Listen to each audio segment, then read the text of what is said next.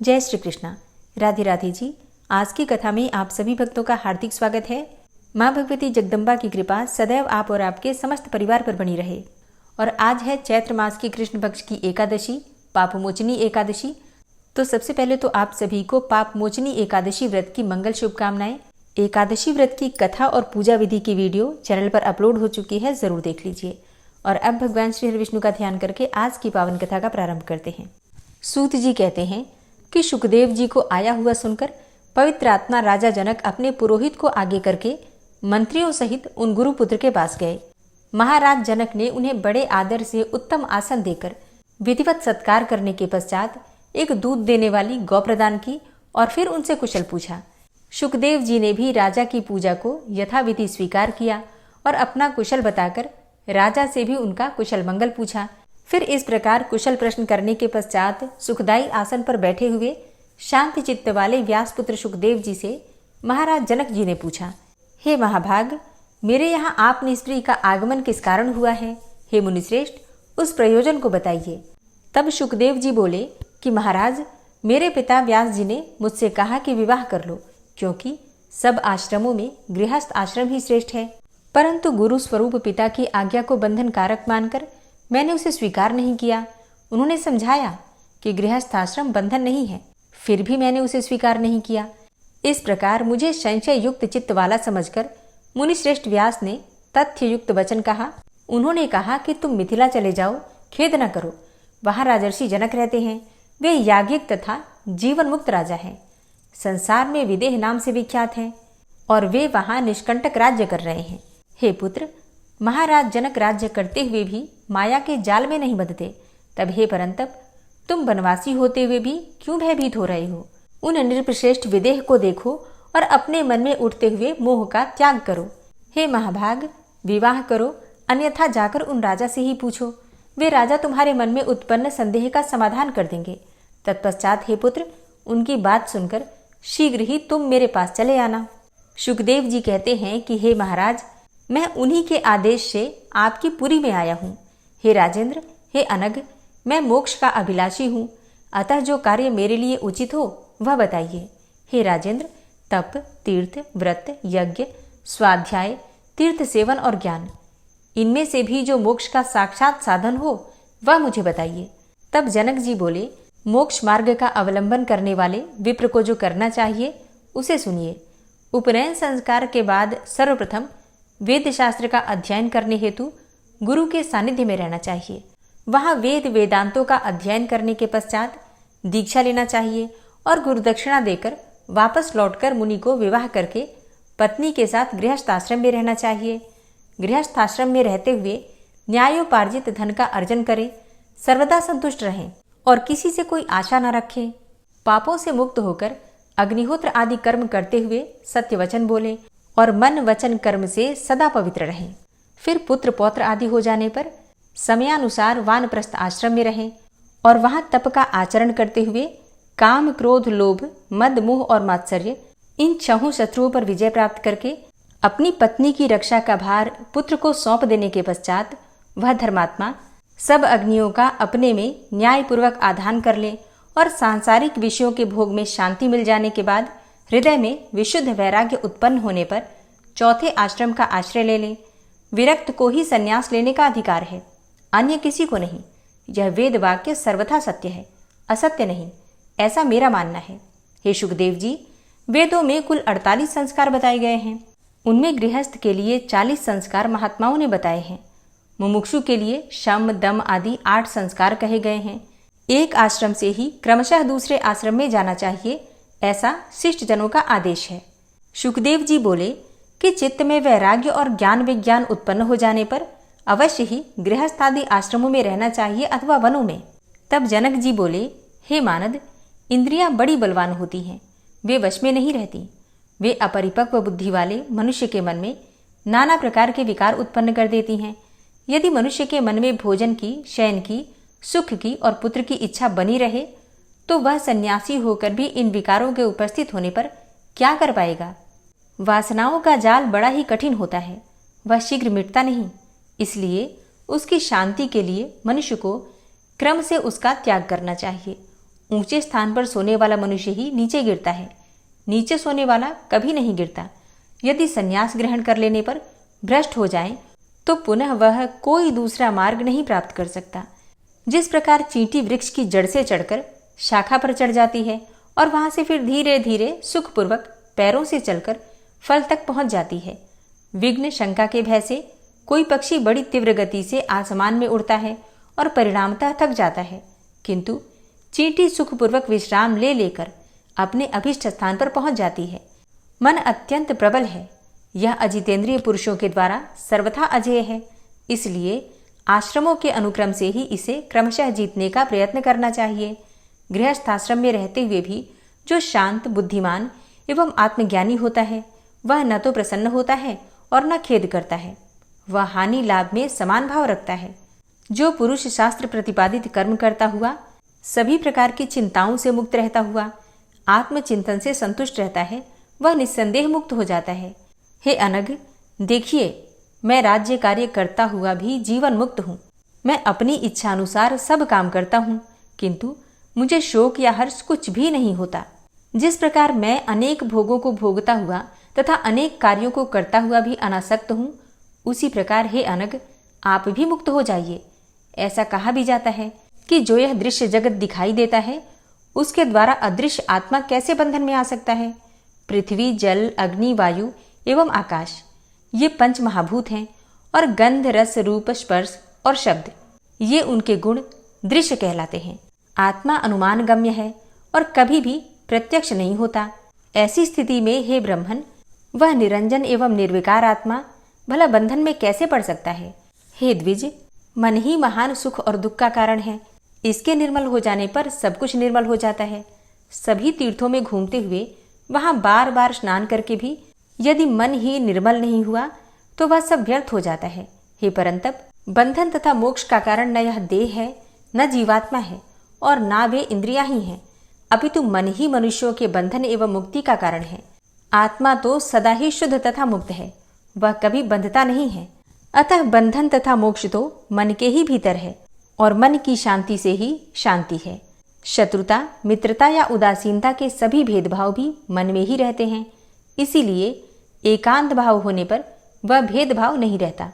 यह तो द्वैत भाव से ही उत्पन्न होता है। मैं जीव सदा ही ब्रह्म हूँ, इस विषय में और विचार करने की आवश्यकता ही नहीं है।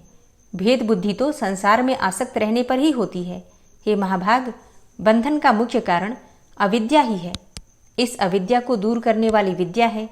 इसलिए ज्ञानी पुरुषों को चाहिए कि वह सदा विद्या तथा अविद्या का अनुसंधान पूर्वक अनुशीलन किया करें।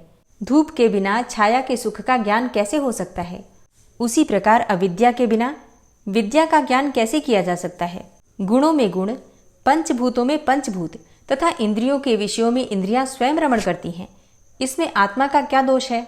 हे पवित्रात्मन, सबकी सुरक्षा के लिए वेदों में सब प्रकार से मर्यादा की व्यवस्था की गई है।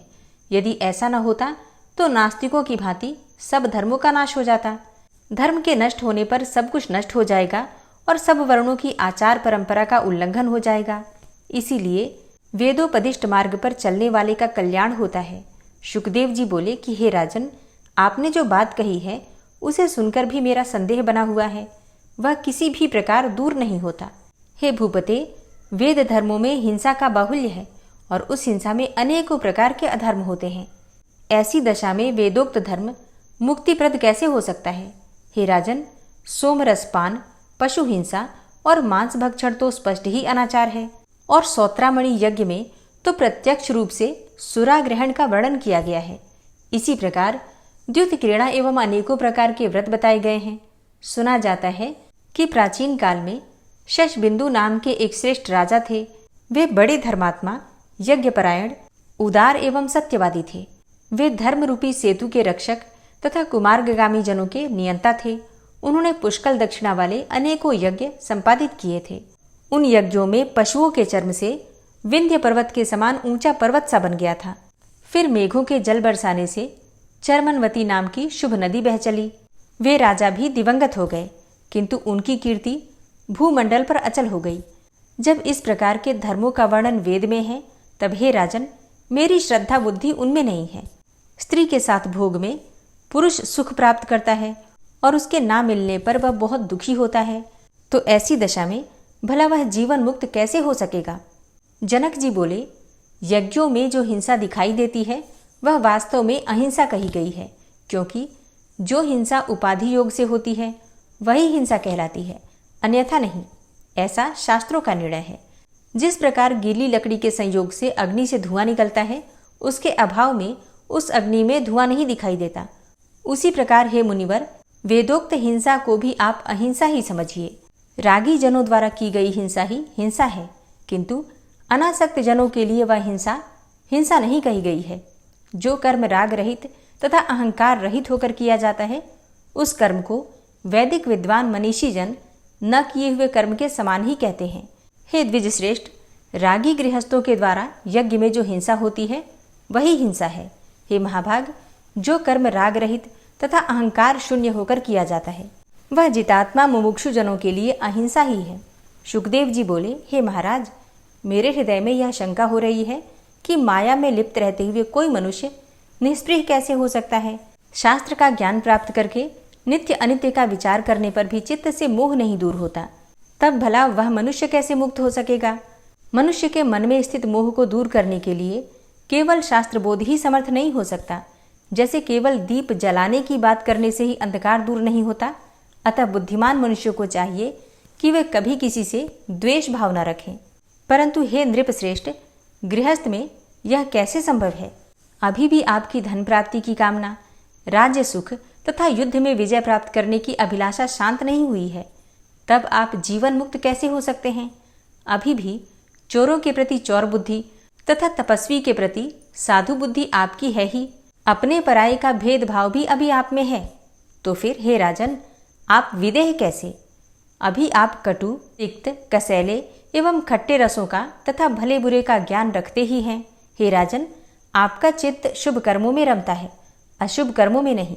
जागृत, स्वप्न, सुषुप्ति ये अवस्थाएं अभी आपको समयानुसार होती ही हैं, तब भला आपको तुरीयावस्था कैसे प्राप्त होती होगी? हे राजन, घोड़े, रथ, हाथी तथा पैदल सैनिक ये सब मेरे अधीन हैं और मैं इन सब का स्वामी हूँ, ऐसा आप अपने आप को मानते हैं या नहीं?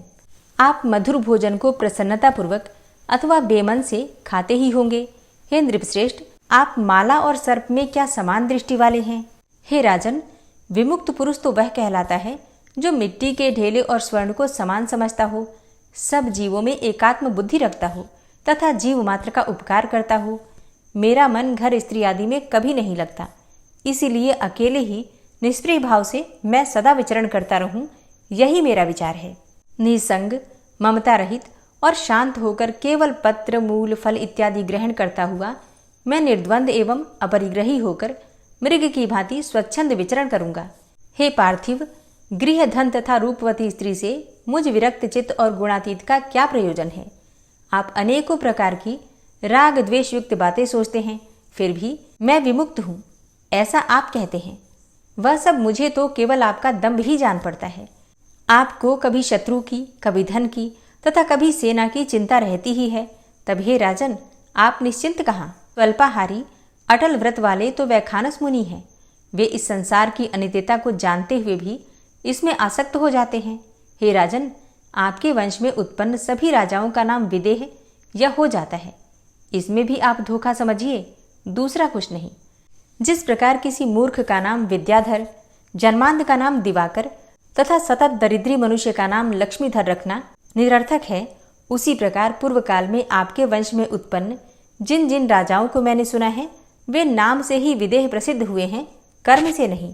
हे नृप, आपके कुल में पहले निमि नाम के राजा हो चुके हैं। उन राजर्षि ने एक बार अपने गुरु वशिष्ठ मुनि को यज्ञ के लिए निमंत्रित किया। उस समय वशिष्ठ जी ने उनसे कहा कि आपसे पहले इंद्र ने मुझे यज्ञ के लिए आमंत्रित कर रखा है। इंद्र का यज्ञ संपन्न कराकर मैं आपका भी यज्ञ पूर्ण करूंगा। अतः हे राजेंद्र, तब तक आप धीरे धीरे यज्ञ सामग्री एकत्र कराइए। ऐसा कहकर वशिष्ठ मुनि इंद्र का यज्ञ कराने के लिए चले गए और महाराज निमि ने किसी दूसरे को आचार्य बनाकर अपना उत्तम यज्ञ संपन्न कर लिया। यह सुनकर वशिष्ठ जी राजा पर अत्यंत क्रोधित हुए और उन्हें शाप देते हुए बोले, हे गुरु का परित्याग करने वाले, तुम्हारा शरीर नष्ट हो जाए। यह सुनकर महाराज निमि ने भी शाप दिया आपका भी शरीर नष्ट हो जाए। इस प्रकार वे दोनों एक दूसरे के शाप से ही नष्ट हो गए, ऐसा मैंने सुना है। हे राजेंद्र, विदेह होकर भी राजा ने अपने गुरु को स्वयं ही शाप क्यों दे डाला? हे नृपश्रेष्ठ, यह तो मेरे मन में परिहास जैसा प्रतीत हो रहा है। जनक जी बोले, हे विप्रवर, आपने ठीक ही कहा है, इसमें मिथ्या कुछ भी नहीं है, ऐसा मैं मानता हूँ, फिर भी आप मेरी बात सुने। हे विपेंद्र, गुरु व्यास जी मेरे परम पूज्य हैं। उन अपने पिता का साथ त्याग करके आप वन में जाना चाहते हैं। वहां भी तो मृग आदि पशुओं के साथ आपका स्नेह संबंध रहेगा ही, इसमें संदेह नहीं है। पृथ्वी जल आदि महाभूत तो सर्वत्र ही विद्यमान हैं, तब आप निसंग कैसे हो पाएंगे? फिर हे मुने, भोजन आदि की भी चिंता रहेगी ही, तो आप निश्चिंत कैसे रहेंगे? जिस प्रकार आपको वन में दंड और मृगचर्म की चिंता बनी रहेगी, उसी प्रकार मुझ विचारशील राजा की भी राज्य संबंधी चिंता तो होगी ही। आप ही भ्रम में पड़कर यहाँ तक दूर देश में आए हैं। मुझे किसी प्रकार का विकल्प रूपी संदेह नहीं है, क्योंकि मैं तो सर्वथा निर्विकल्प हूँ। हे विप्र, मैं सुख से भोजन करता हूँ और सुखपूर्वक शयन करता हूँ। हे मुने, मैं बद्ध नहीं हूँ, इस भावना से मैं सर्वदा सुखी रहता हूँ। इसके विपरीत मैं बद्ध हूँ, इस शंका से आप सर्वदा दुखी ही रहते हैं। अतः आप इस शंका को छोड़कर सदा सुखी एवं स्वस्थ हो जाइए। यह शरीर मेरा है, यही बंधन का कारण है। यह मेरा नहीं है, ऐसा निश्चय ही मुक्ति है। यह गृह, संपत्ति, राज्य मेरा नहीं है, ऐसा मेरा दृढ़ निश्चय है। सूत जी बोले कि महाराज जनक जी की बातें सुनकर शुकदेव जी हर्षित हुए और उनसे आज्ञा लेकर व्यास जी के उत्तम आश्रम के लिए चल पड़े। व्यास जी ने अपने ज्ञानी पुत्र को आते देखकर सुख प्राप्त किया। उन्होंने शुकदेव जी को हृदय से लगाकर तथा उनका सिर सूंघकर उनकी कुशलता पूछी। सब शास्त्रों में कुशल एवं वेदाध्ययन में तत्पर श्री शुकदेव जी महाराज अपने पिता के साथ उस रमणीय आश्रम में सावधान होकर रहने लगे। राज्य करते हुए महात्मा जनक की वह विदेहावस्था देखकर शुकदेव जी परम शांति को प्राप्त करके अपने पिता के आश्रम में ही स्थित हो गए। योग मार्ग में स्थित रहते हुए भी श्री शुकदेव जी ने पितरों की पीवरी नाम की सौभाग्यवती सुंदर कन्या को पत्नी रूप में स्वीकार कर लिया। उन्होंने उससे कृष्ण, गौरप्रभ, भूरी और देवश्रुत नामक 4 पुत्र उत्पन्न किए। साथ ही उन प्रतापी व्याससुत शुकदेव जी ने कीर्ति नाम की एक कन्या उत्पन्न करके उस कन्या का विवाह विभ्राज के पुत्र महात्मा अणुह के साथ कर दिया। शुकदेव जी की कन्या से उत्पन्न अणुह के पुत्र श्रीमान ब्रह्मदत्त हुए, जो बड़े प्रतापी, ब्रह्मज्ञानी एवं पृथ्वी के रक्षक थे।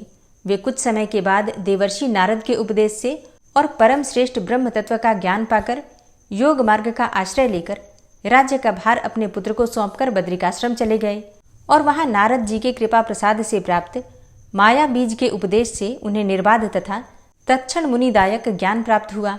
उधर शुकदेव जी भी अपने पिता का साथ त्याग कर कैलाश के सुरम्य शिखर पर चले गए और वहां निस्संग भाव से अविचल ध्यान लगाकर स्थित हो गए। कुछ ही दिनों में उन्हें परम सिद्धि प्राप्त हो गई और वे पर्वत के शिखर से उड़ गए तथा महातेजस्वी वे शुकदेव जी आकाश में जाकर सूर्य के समान सुशोभित होने लगे। तब शुकदेव जी के उड़ते ही पर्वत शिखर 2 भागों में विभाजित हो गया। शुकदेव जी के आकाश में जाते ही अनेकों प्रकार के उत्पात होने लगे। ऋषियों के द्वारा स्तुति किए जाते हुए वे शुकदेव जी अंतरिक्ष में वायु की भांति स्थित हो गए। वे अपने तेज से दूसरे सूर्य की भांति देदीप्यमान हो रहे थे। इसी बीच पुत्र के वियोग से व्यग्र होकर व्यास जी बार बार हा पुत्र कहते हुए उस पर्वत की चोटी पर पहुंचे जहां शुकदेव जी रहते थे। थके हुए व्यास जी को दीन भाव से करुण क्रंदन करते हुए देखकर सभी जीवों में साक्षी रूप से विद्यमान परमात्मा ने प्रतिध्वनि के रूप में उत्तर दिया। आज भी उस पर्वत के श्रृंग पर वैसी ही प्रतिध्वनि स्पष्ट सुनाई देती है। अपने प्रिय पुत्र शुकदेव के विरह में हा पुत्र विलाप करते हुए व्यास जी को शोक संतप्त देखकर साक्षात शंकर जी वहां आकर उन्हें सांत्वना देने लगे। हे व्यास जी, आप शोक मत कीजिए, आपके पुत्र श्रेष्ठ योगवेत्ता हैं। उन्होंने अकृतात्माओं के लिए भी दुर्लभ परम गति प्राप्त कर ली है। अतः ब्रह्म ज्ञान रखने वाले आपको उन ब्रह्मज्ञानी शुकदेव जी की चिंता नहीं करनी चाहिए। हे पवित्रात्मन, शुकदेव के समान पुत्र के द्वारा आपकी महान कीर्ति हुई है। व्यास जी बोले कि हे देवेश, हे जगतपते, मैं क्या करूं? मेरा शोक दूर नहीं हो रहा है। पुत्र दर्शन की लालसा वाले मेरे नेत्र अतृप्त हैं। महादेव जी बोले, अब आप अपने पुत्र की रमणीय छाया अपने पास सर्वदा विद्यमान देखेंगे। हे मुनिवर, हे परंतप, उस छाया को देखकर आप अपना शोक दूर कीजिए। सूत जी बोले कि तदनंतर व्यास जी ने अपने पुत्र शुकदेव की ओजस्विनी छाया देखी। उन्हें वरदान देकर शंकर जी वहीं अंतर्ध्यान हो गए। महादेव जी के अंतर्हित हो जाने पर व्यास जी भी अपने आश्रम को लौट आए। शुकदेव जी के वियोग से संतप्त होकर वे अत्यंत दुखी रहने लगे। ओम नमः चंडिकायै। आज की कथा का यहीं पर समापन करती हूँ और इसके आगे का वृतांत आप कल की कथा में सुनेंगे। और अब आप सुनेंगे श्री देवी दुर्गा कवच। सबसे पहले विनियोग है ओम नमः चंडिकायै। माँ दुर्गा के चंडी रूप को हमारा नमन है। यह भगवान ब्रह्मा जी के द्वारा लिखा गया चंडी कवच है, जिसमें कुल 56 छंद हैं। चामुंडा देवता, दिग्बंध देवता, जगदम्बा माता इत्यादि का ध्यान करके हम इस दुर्गा सप्तशती के पाठ का प्रारंभ कर रहे हैं। मार्कंडेय जी पितामह ब्रह्मा जी से कह रहे हैं कि हे भगवान ब्रह्मा, जो इस विश्व में गोपनीय है वह रहस्यपूर्ण है तथा जो सभी की रक्षा करता है और हमें अधर्म से बचाता है, साथ ही जिसे आपने अभी तक किसी को दिखाया भी नहीं है, ऐसा कोई साधन या उपाय मुझे बताइए। मार्कंडेय जी के इस प्रश्न पर भगवान ब्रह्मा कहते हैं कि उस साधन का नाम तो देवी कवच ही है, जो इस विश्व में अत्यधिक गोपनीय है। वह देवी कवच सभी का कल्याण करने वाला, पवित्रता और पुण्य देने वाला है। आपको इसी का ही जाप करना चाहिए, इससे ही आपका उद्धार होगा। माँ दुर्गा की 9 मूर्तियाँ हैं। माँ दुर्गा का प्रथम स्वरूप है माँ शैलपुत्री, दूसरा स्वरूप है माँ ब्रह्मचारिणी, माँ दुर्गा का तीसरा स्वरूप है माँ चंद्रघंटा और चौथा स्वरूप है माँ कुष्मांडा। उनका 5वां रूप स्कंद माता का है और छठा रूप माँ कात्यायनी है। 7वां स्वरूप है माँ कालरात्रि का और 8वां स्वरूप माँ महागौरी के नाम से प्रसिद्ध है। माँ दुर्गा का 9वां रूप है माँ सिद्धिदात्री। यही नव दुर्गा के रूप हैं जिसे भगवान ब्रह्मा के द्वारा वेदों के माध्यम से बताया गया है। जो मनुष्य अग्नि में जल रहा हो, सभी ओर से शत्रुओं से घिर गया हो, विपरीत परिस्थितियों का सामना कर रहा हो और उस समय यदि वह माँ दुर्गा की शरण में जाता है तो उसका कभी भी बुरा नहीं हो सकता है। अर्थात माँ दुर्गा का ध्यान किए जाने पर माँ दुर्गा उसकी हर परिस्थिति में सहायता करती हैं। यदि युद्ध का समय हो और मनुष्य संकटों में घिरा हुआ हो तो भी माँ दुर्गा के प्रभाव से उसका कुछ भी बुरा नहीं होता है। माँ दुर्गा उसके दुख, पीड़ा, भय इत्यादि का नाश कर देती हैं। जो भी भक्तगण माँ दुर्गा की भक्ति करता है, माँ दुर्गा अवश्य ही उन्हें अभय दान देती हैं। जो कोई भी देवी दुर्गा का ध्यान करता है, माँ दुर्गा उसकी हर प्रकार से रक्षा करती हैं और इस बात में कोई भी संशय नहीं है। चामुंडा माता का वाहन प्रेत है और वे उस पर सवारी करती हैं। वाराही माता का वाहन भैंसा है। ऐन्द्री माता का वाहन हाथी है तो वही वैष्णवी माता का वाहन गरुण है। भगवान शिव की पत्नी व सभी की ईश्वरी माँ पार्वती का वाहन वृषभ है। कुमारी माता का वाहन मोर है। लक्ष्मी माता कमल के आसन पर विराजमान है और उन्होंने अपने हाथों में भी कमल लिया हुआ है। वे भगवान विष्णु को अत्यधिक प्रिय हैं। वृषभ पर बैठी हुई माँ पार्वती का रंग सफ़ेद है। भगवान ब्रह्मा की पत्नी माँ ब्राह्मी या माँ सरस्वती हंस पर बैठी हुई हैं और सभी प्रकार के आभूषण पहने हुए हैं। इस प्रकार से माता रानी अपने भिन्न भिन्न रूपों में सभी तरह के योग व शक्तियों को ली हुई हैं। उन्होंने कई प्रकार के आभूषण व रत्न पहने हुए हैं जो उनकी शोभा को बढ़ा रहे हैं। माँ दुर्गा का एक रूप अत्यधिक क्रोध में रथ पर बैठा हुआ दिखाई देता है, जो दुष्टों का नाश करने के लिए है।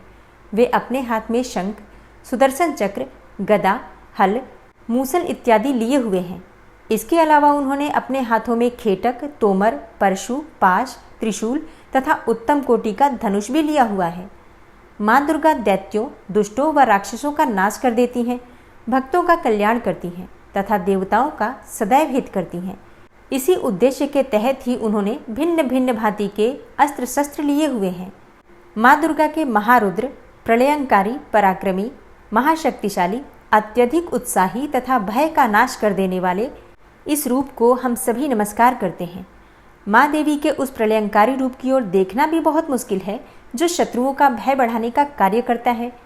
पूर्व दिशा में इंद्री देवी मेरी रक्षा कीजिए, आग्नेय दिशा में अग्नि देवी मेरी रक्षा कीजिए, दक्षिण दिशा में वाराही माता, नैऋत्य कोण में खड़ग धारिणी माँ, पश्चिम दिशा में वारुणी देवी और वायव्य कोण में मृगवाहिनी देवी मेरी रक्षा कीजिए।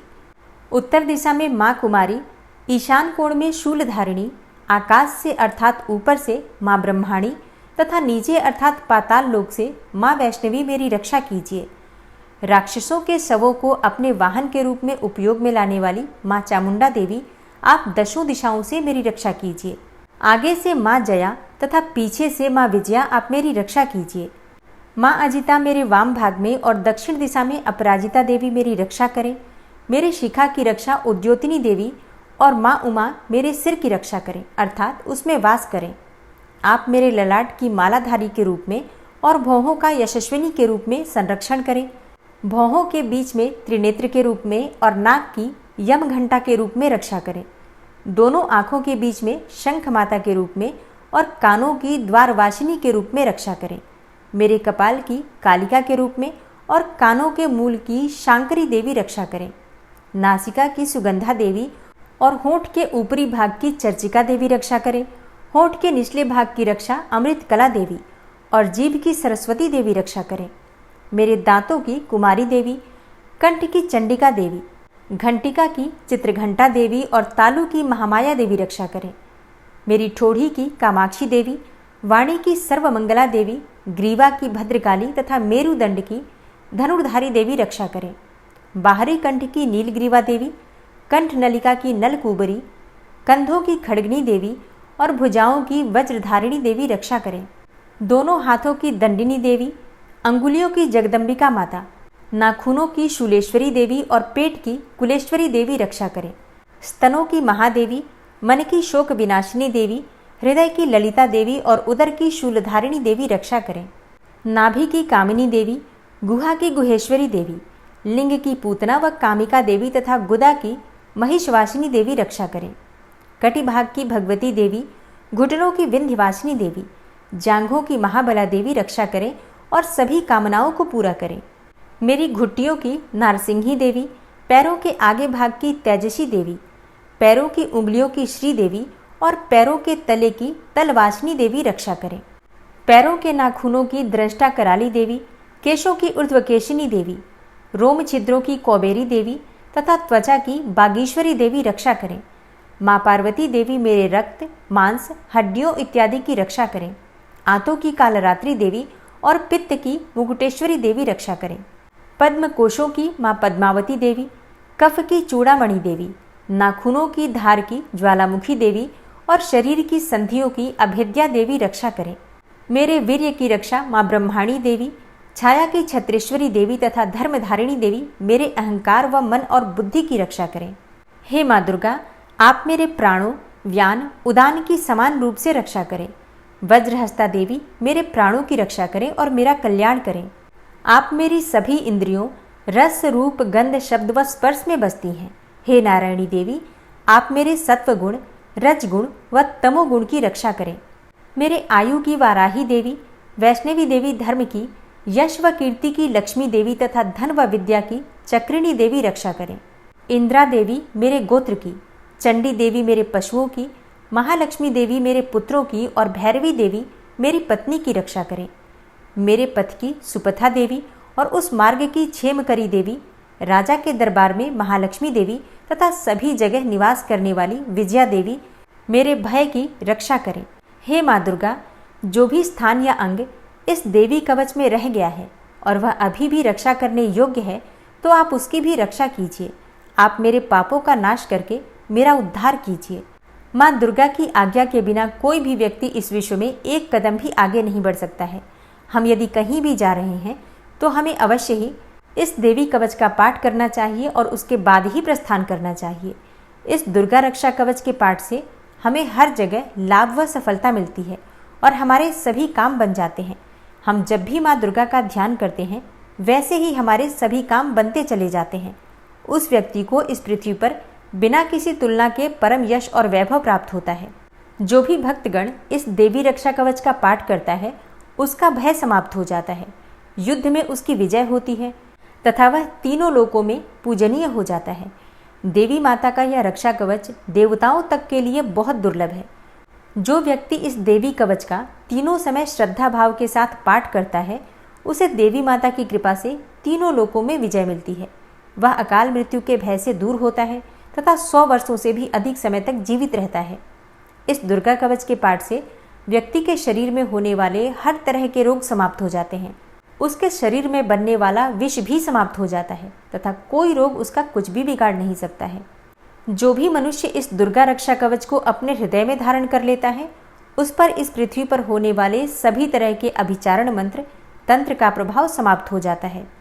सभी तरह की डाकिनी शाकिनी, अंतरिक्ष में रहने वाले अति शक्तिशाली व भयंकर डाकिन, भूत, पिशाच, यक्ष, गंधर्व, राक्षस, ब्रह्म राक्षस, वेताल, कुष्मांडा, भैरव इत्यादि सभी तरह की नकारात्मक शक्तियों के प्रभाव इस दुर्गा कवच के माध्यम से समाप्त हो जाते हैं। इस रक्षा कवच का पाठ करने वाला व्यक्ति राजा से सम्मान प्राप्त करता है और उसकी सुख संपत्ति में वृद्धि होती है। जो भी व्यक्ति इस देवी कवच का पाठ करता है उसका हर जगह यश बढ़ता ही जाता है और जो भी इस कवच का 7 बार जाप करता है उसका वंश इस पृथ्वी के अंत तक रहता है। इसके पश्चात जब उसकी मृत्यु हो जाती है तब वह माँ दुर्गा के आशीर्वाद से परम स्थान को प्राप्त करता है, जो देवताओं को भी अत्यंत दुर्लभ है। उसे महामाया का प्रसाद मिलता है और उसकी मुक्ति हो जाती है। वह माँ दुर्गा के आशीर्वाद से सुंदर रूप को धारण करता है और भगवान शिव के समान आनंद प्राप्त करता है। श्री देवी दुर्गा कवच संपूर्ण हुआ।